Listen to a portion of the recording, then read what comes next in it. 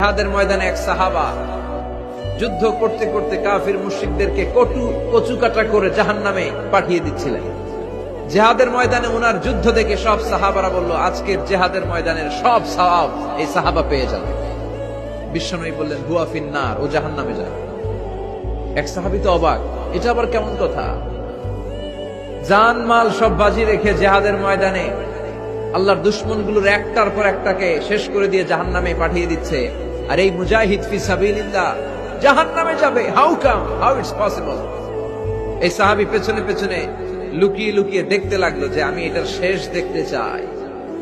দেখতে দেখতে এক পর্যায়ে তিনি খুঁজে পেলেন যে সাহাবী কাফেরদের বিরুদ্ধে যুদ্ধ করতে করতে কাফেরদের বিশাল এক ঘাটির ভেতরে ঢুকে পড়েছে। সেখানে যুদ্ধ করতে করতে একটা পর্যায়ে এমন আসলো, সে মারে আবার মার খায়।